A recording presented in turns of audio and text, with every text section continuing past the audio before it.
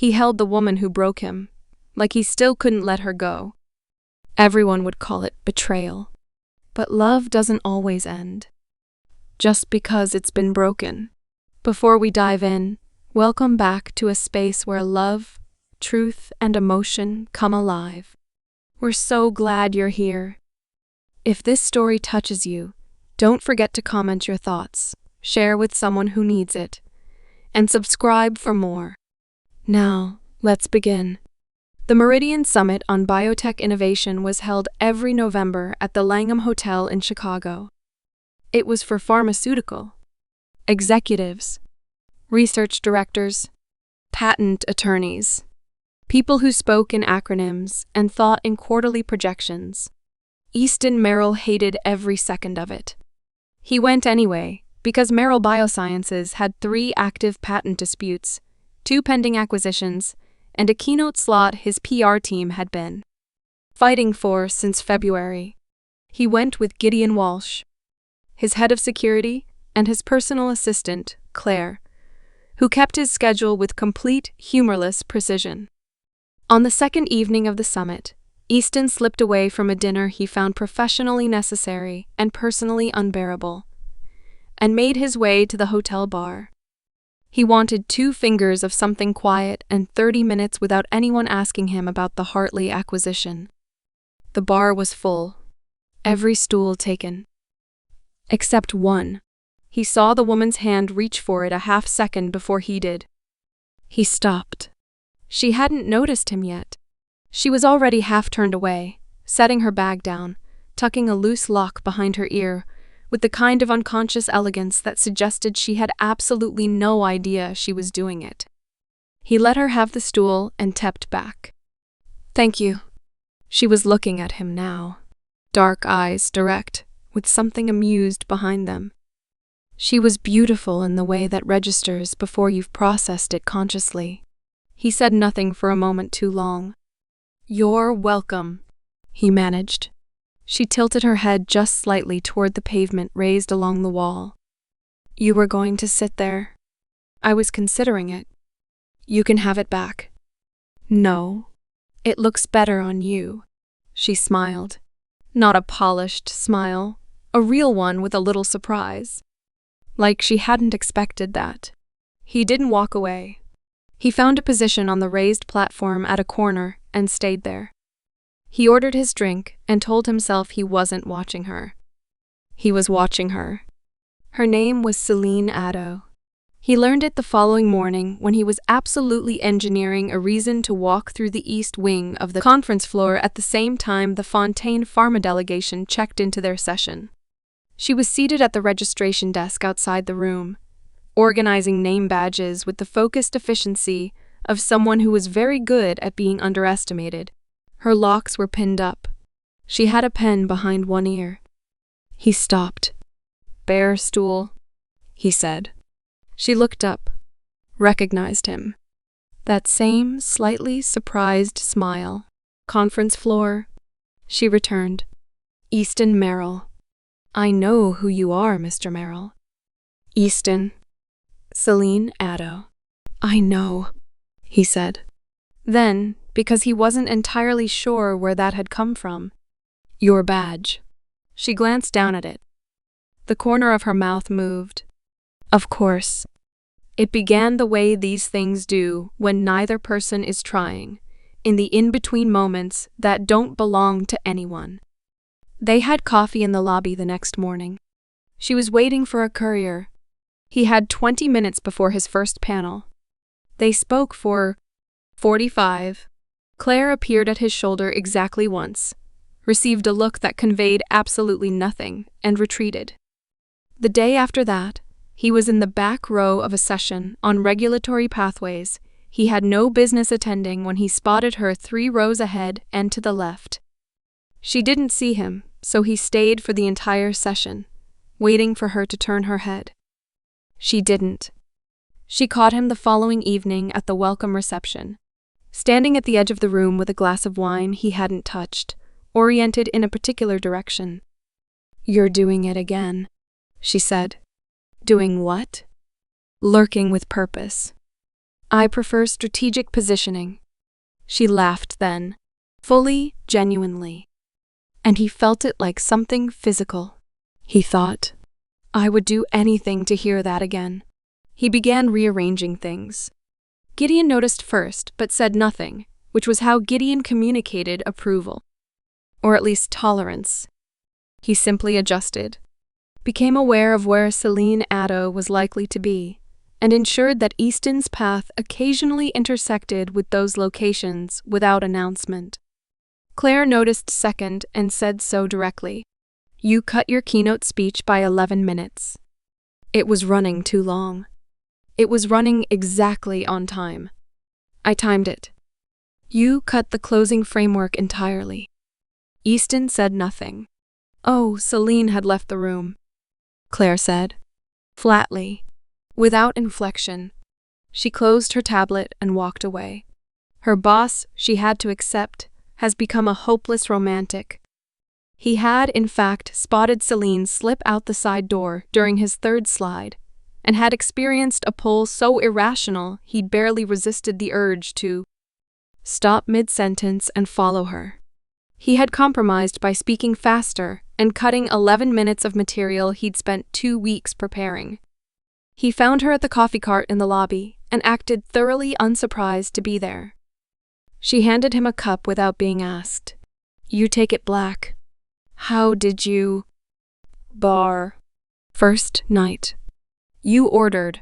I watched. He stared at her. You noticed what I ordered. I notice things, she said simply, and moved toward the window with her own cup, and he followed her without thinking about it. The boat tour was his idea, which he would never fully admit to. She had mentioned somewhere between the third coffee and the second dinner that she had never done the Chicago Architecture River Cruise. Said it casually, but he filed it.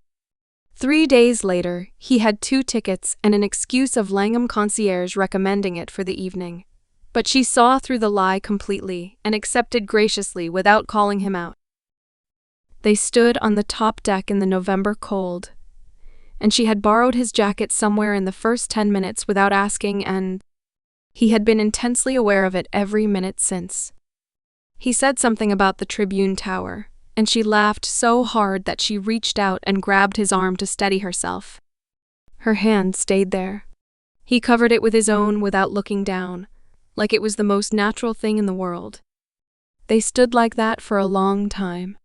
You didn't have to do this, she said eventually. Do what? Any of this. The dinners. Tonight. He looked at her. I know, he said. I wanted to. She was quiet for a moment as the city moved past them. Easton. Celine. This is... I know what it is. And now, I think I can't do without you. She turned to look at him fully. And for a moment, everything stopped. The boat, the wind, the city, and there was only the particular way he was looking at her, steady and unhurried, like a man who had already made a decision. She didn't finish her sentence. He didn't ask her to.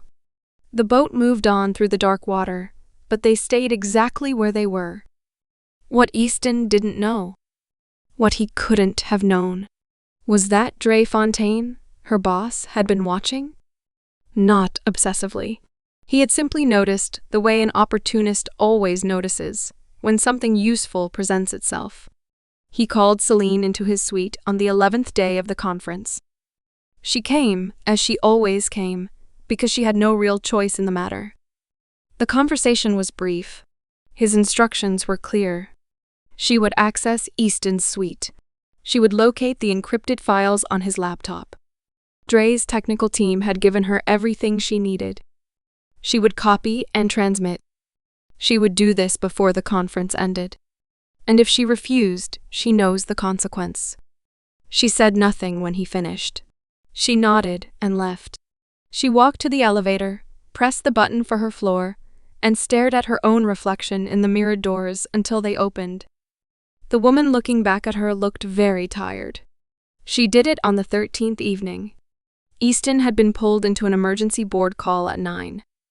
a regulatory challenge in the EU that required his direct involvement.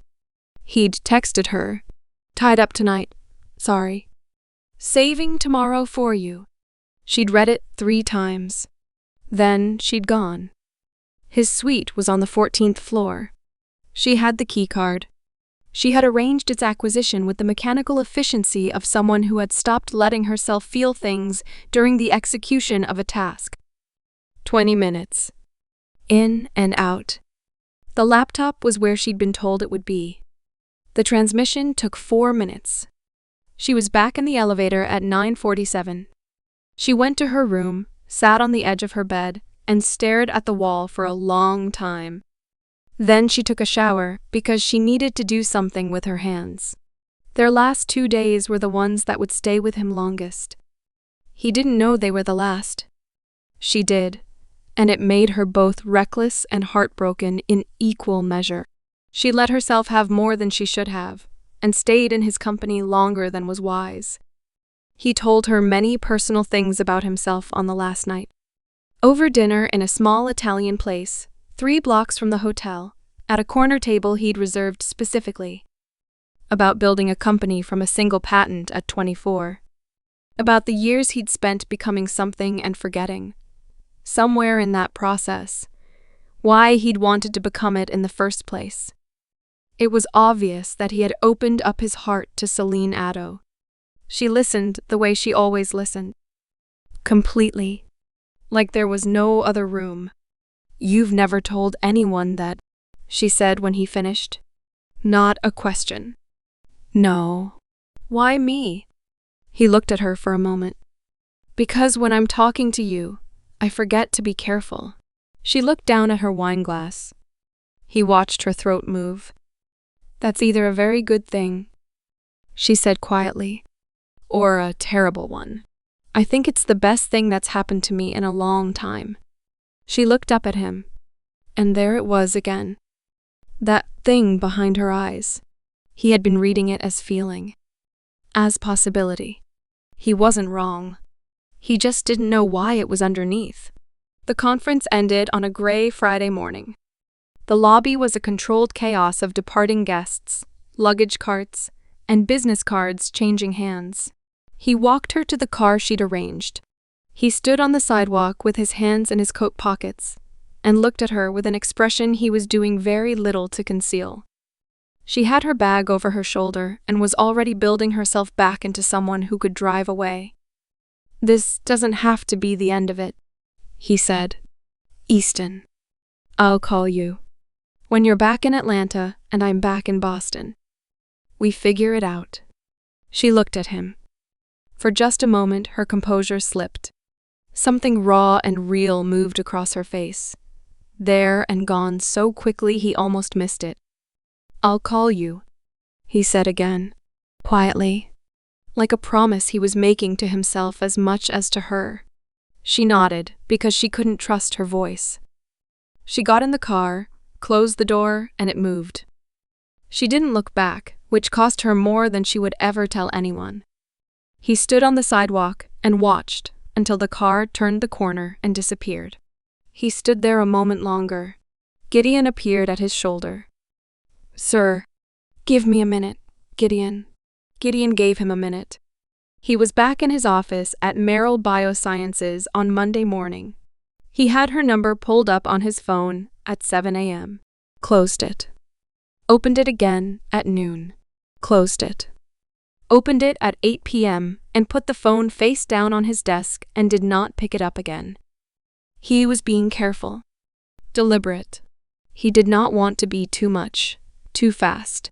He was trying, for the first time in recent memory, not to move at the speed of someone who was used to getting what he wanted. Gideon came into his office on Thursday morning and closed the door behind him. This was not normal. Gideon did not close doors for administrative matters. He put a folder on the desk. The Helios files. Easton looked at the folder. Helios was the internal code name for their most sensitive active patent. A proprietary compound in late-stage trials that represented 6 years and $340 million of research and development. The compound that would redefine Merrill Biosciences' market position for the next decade. What about them? Accessed and transmitted remotely. Wednesday, November 14th, 9:17 p.m. to 9:41 p.m. Easton did not move. From where? Your conference suite, sir. Langham, Chicago. The transmission was encrypted and routed through 3 proxies. It took our team 48 hours to trace it. Easton looked at the folder for a long time without opening it. Outside of hotel staff, only one keycard had access to that suite. Gideon said quietly. The room was very still. Easton sat back in his chair and looked at the window. At the harbor below, boats cutting through the cold water. He thought about a bar stool, a boat on the Chicago River, a corner table at an Italian restaurant. The way she'd said, "Because when you're talking to me, you forget to be careful." He pressed 2 fingers to his mouth and sat very still, the way a man sits when something is breaking in a place he didn't know could break. His jaw was tight. One tear formed at the corner of his right eye, but he caught it before it fell, almost angry at it. He pressed his thumb against the bridge of his nose and breathed. He had her number pulled up on his phone. He'd been about to call her. He set the phone face down. Then he straightened, rolled his shoulders, closed the folder. Find her, he said. Gideon left the office without another word. And for the first time in as long as he could remember, Easton Merrill sat completely alone in a room he'd built and felt absolutely nothing of what it was supposed to mean. He looked at the window and thought about every moment of those 14 days with a new and terrible lens. Was any of it real? Had she been performing? Every dinner, every laugh, every quiet moment on the deck of that boat? Had she been counting down to that Wednesday evening from the very beginning? What he hadn't said, what he couldn't say to anyone in that room, was that finding her was the only thing he'd wanted to do since the moment she drove away from that curb in Chicago. The irony of that sat in him like a stone. Gideon found her in 48 hours. She was still in Atlanta, still working the Fontaine Pharma satellite office on Peachtree Street. Easton flew down on Saturday morning. He told no one the reason. He did not involve the legal team. He did not file anything with the authorities. He was not, he told himself, doing this for the company. He was doing this because he needed to hear it from her. She was brought to a private conference room in a building Gideon used for sensitive matters. Not a police precinct. Not a boardroom. Something neutral and private. Because whatever was about to happen, it was not going to be witnessed. Easton was at the window when she was brought in. He had his back to the door. He kept it there for a moment, long enough to ensure that what was on his face was something manageable before she saw it. When he turned, she was standing near the door, completely still, her hands at her sides. She looked at him with something he couldn't immediately categorize. Not guilt. Not defiance. Something more complicated and more painful than either. He looked at her for a long moment. Whatever he had prepared to say, whatever cold and precise opening he'd constructed in his head on the flight down, left him completely. "I thought we had something," he said. His voice was quiet, controlled, only barely. She said nothing. "I thought you felt the same way. I had your number pulled up many times after I got home. Many times. Did you know that? I kept—" He stopped, looked away, looked back. "I was going to call you. I was being careful because I didn't want to be too much. I was trying to give you space. And the whole time," he exhaled, "was any of it real? Any of it at all? The boat, the dinners, all those hours we spent. Was that just the job? Was I a mark, Celine? Just tell me, please." Tell me it was a job and I was a fool, and none of it meant anything. At least give me that much. She was looking at him. Her eyes were full. Not spilling, but full, like someone holding still in very deep water. Her jaw was set. Her mouth was closed. Celine. The word came out differently than he intended. Lower. More broken. I can't explain, she said. Her voice was barely there. Please don't ask me to. He stared at her. The silence stretched. That's it? That's all you have to say to me? She didn't look away. She didn't flinch. And she didn't speak. He read it as guilt, as confirmation, as a woman who had gotten what she needed and had nothing left to offer the man she'd taken it from. He told her his legal team would be in touch and turned toward the door. He had his hand on the frame when he stopped. He stood there for a moment without turning around. Her eyes when he'd asked if any of it was real. The way they'd filled and stayed full while she held perfectly still. That wasn't how someone looked when they'd been caught. That wasn't guilt. That was someone being crushed under something they couldn't lift. Or that was just his emotion. His heart, unfortunately, could still not let go. He got into the elevator, took out his phone, and called Gideon. Don't file anything yet. Investigate further. I want everything on her. Before Chicago, before Fontaine, before Atlanta. Everything. It took 10 days. Gideon was thorough in the way that only people who have worked in intelligence are thorough. Not just gathering information, but understanding what the information means and what it doesn't. What he assembled piece by piece was not a profile of a corporate spy. It was the portrait of a woman who had been swallowed. Celine Addo, 29, from Atlanta. Degree in Business Administration from Spelman College. 5 years of legitimate executive assistant work at 2 reputable firms. Clean record. Excellent references.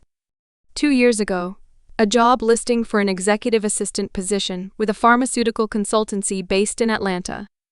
A subsidiary, buried 3 levels deep in the Fontaine corporate structure. The offer had been generous. Legitimate looking. Her sister, Amara, 24, had seen the same listing and applied alongside her. They'd been hired together. What they found was not what had been advertised. Passports held within the first week. For safekeeping during onboarding, they were told. Housing provided. Controlled. Movement monitored. Communication managed. Compliance purchased through the most reliable currency available. Someone they loved. Amara had been separated from Celine within the first month and transferred to a separate location in the city.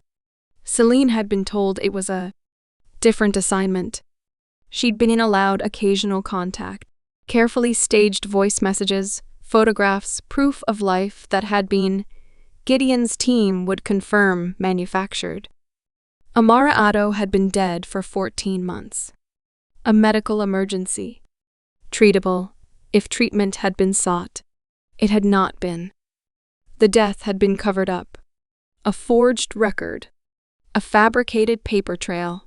For 14 months, Celine had been protecting a ghost, complying with every instruction, absorbing every humiliation, going to Chicago, and doing what she was told to do to a man she had genuinely, catastrophically, come to care for. All to keep safe a sister who had already been gone for over a year. Gideon put the full report on Easton's desk at 11:45 on a Thursday night. Easton was still in the office. He often was. He read every page. He read them twice. When he finished, he closed the folder, sat back in his chair, and looked at the ceiling. His assistant knocked at midnight, saw the lights still on, and opened the door. Sir?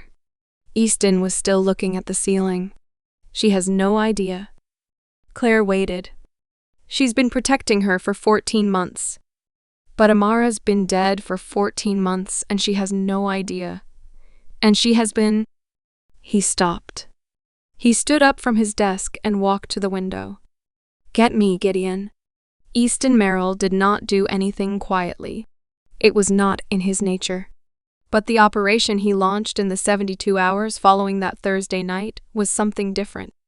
Precise, controlled, and entirely invisible to anyone who wasn't meant to see it. He brought in his legal network. A private investigative firm with 2 former DOJ attorneys on staff. He made 3 phone calls to federal contacts he had never once called in a personal favor from. Until now. He built 2 cases simultaneously. The patent theft, because it needed to be airtight, and because it was real. And the trafficking operation, which he separated entirely because he needed both charges to land completely. And he needed Dre Fontaine to go away for a very long time. He did all of it without telling Celine. She didn't know his name was behind any of it. He was not doing it to be known. He was doing it because she was in danger every day the operation remained intact. Because a woman he had watched order coffee and laugh on a boat, and hold still while her heart broke in a room in Atlanta, deserved to be free, and because Easton Merrill, whatever else could be said about him, did not leave people he loved behind. The operation took 6 weeks. On a Tuesday morning in January, Dre Fontaine's operations were dismantled simultaneously across 3 cities. Offices raided, accounts frozen, personnel in handcuffs. A sealed federal indictment on trafficking charges that Gideon's team had built with the kind of care that leaves no room for appeal. Celine was extracted safely before any of it went public, brought to a neutral location, a private residence in Buckhead that Easton had arranged. She was told only that she was safe, that it was over, that she was free. She sat in the kitchen of that house for a long time and didn't quite believe it. The first thing she asked the personnel was if she could go see her sister, but she was told to hold on. Before federal agents moved Dre Fontaine to processing, Easton requested 5 minutes with him. His attorneys advised against it. Strongly, formally, in writing. He went anyway. They hadn't been in the same room since a conference 18 months ago, when they'd been professionally cordial in the way of men who no longer trusted each other. Before that, before everything, they had shared a dorm room at MIT for 2 years. They had shaken hands in a parking garage in Cambridge when they thought they were about to build something that would matter. Dre was seated when Easton came in. He was smirking, controlled in the posture of a man who believed he still had moves to make. Easton stood across from him and took his time looking at the man he had once called his closest friend. "I can't believe you went from hate and envy to buying a human being." Dre's smirk faded. Slightly. "You purchased a woman's freedom and used her sister's life as a leash. You kept her in a grief she didn't even know was real because it made her easier to control. You took something genuine, feelings that had nothing to do with you or your patents or your wounded pride, and you put it to work for you like it was a resource to be extracted." Easton leaned down, both hands flat on the table between them, until they were eye level. "I am not here about the Helios files, Dre. My company will recover. We always do." He held the gaze for a long moment. "I'm here because I want you to understand something very clearly. The one you used to try to destroy me. She is the reason you are finished. Not the federal indictment. Her. Because I found out what you did to her, and I decided that no version of the future where you continue to exist was acceptable to me." He straightened and picked up his jacket from the back of the chair. "I hope prison life gives you time to sit with that." He walked out without looking back. He came to her himself, to a house in Buckhead, where a woman he loved was sitting in a kitchen, not quite believing she was free. She heard the door and stood. When he walked into the kitchen, she went very still. He stopped a few feet away. He looked at her, the way he had looked at her across that hotel bar on the first night, like she was the most interesting thing in any room she occupied. I'm so sorry, Easton. I didn't mean to hurt you. I was just… Celine, I know I hurt you so badly. Come here. He pulled her into a hug and whispered in her ears. You can never hurt me, Celine. I know you didn't mean to. She sobbed. I owe you the truth, he said after a while. About what I found. About Amara. Something moved across her face. He told her everything, carefully and completely. He watched her process it in stages. The confusion first, the resistance, the slow, terrible comprehension beginning to form. When he said Amara's name in the context of what Gideon had found, Celine's face changed. Her lips parted. She shook her head once. The small, involuntary movement of someone receiving a blow they saw coming but couldn't stop. She's been 14 months, he said gently. The sound she made was not a word. It was the sound of something structural giving way. He crossed the room in 3 steps and pulled her in. Arms completely around her, one hand at the back of her head, holding her the way you hold something precious that is also falling apart. He held her against his chest like he was the only solid thing available, and had decided to be as solid as possible. I've got you, he said into her hair. I've got you. I'm so sorry. I'm so sorry. She cried for a long time. He didn't move. He just held her with everything he had, one hand making slow circles at her back, the other pressed to the back of her head like he was keeping her together by sheer will. When she finally quieted, not better, not okay, but quieter, he still didn't let go. She's been gone for 14 months, Celine said. Her voice was wrecked. And I've been… I know. All of it. Everything I did it for… I know, Celine. He pulled back just enough to look at her. Her face was undone. He held it in his hands anyway. None of what you did was your fault. Not one single piece of it. Do you hear me? She shook her head, not disagreeing, just overwhelmed. I thought you didn't feel anything, he said quietly. In that room in Atlanta. When I felt everything, she said. I felt every word you said, and I couldn't. There was nothing I could say. If I told you, they had ways to know. And if they knew? She was already gone, but I didn't know that. I know you didn't. He pressed his forehead to hers. A long, still moment. The files. Celine. Stop. He looked at her. Don't apologize anymore. Not for a single thing. She looked back at him. For the first time in a long time, she let someone look at her without looking away. It's been 6 months of blissful and beautiful relationship between Easton and Celine. The restaurant he reserved was called Maison on 5th. It was in Atlanta, 12 blocks from Spelman, and she had mentioned it once in passing, during a dinner in Chicago that had run 3 hours too long. She had read about it somewhere, she'd said. Never been.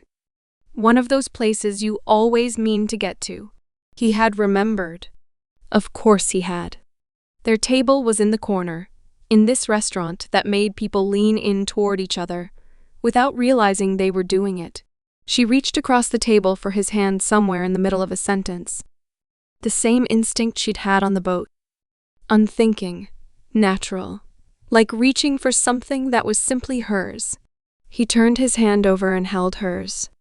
He did not let go. She was mid-sentence when she felt him reach into his jacket pocket with his free hand. She lost the thread of what she was saying. He set something on the table between them without opening it. A small, dark box, velvet, sitting there with the patient confidence of something that had been decided a long time ago. She stopped breathing for a moment. I had something prepared, he said. His voice was low, slightly undone at the edges, which she had come to understand was what he looked like when something mattered enormously to him. Something eloquent. Gideon helped me practice it.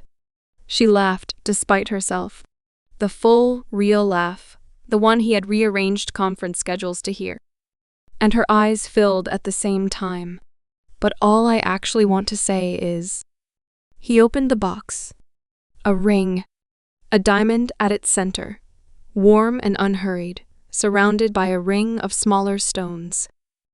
Simple. Perfect. Like it had been designed specifically for a woman who didn't need anything loud to know that something was real. "I found you twice," he said. "I am not losing you again." She was already crying. She was already nodding.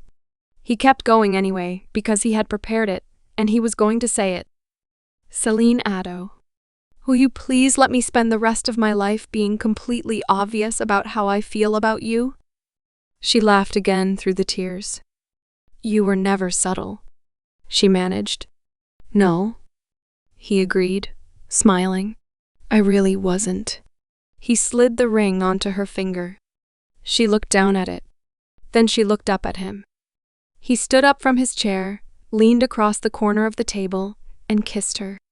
Slow and certain and completely unhurried. In the middle of a restaurant full of strangers who went very quiet in the best possible way. Someone nearby said softly, "Oh." Someone else started clapping. It spread, the way these things do when a room full of strangers recognizes something true. When they broke apart, she was smiling the way she had smiled at him at a bar in Chicago, when he'd said something unexpected and she hadn't meant to be charmed. Completely. Without armor. "I love you," she said. "I love you," he said back. Like it was the simplest fact in the world. Around them, the room settled back into its Wednesday evening warmth. A waiter appeared with fresh glasses of wine and the quiet discretion of someone who understood the assignment. Celine looked down at her hand. The ring caught the light. "You remembered the restaurant. You mentioned it once. That was months ago." "I know." She shook her head slowly. Not in disbelief.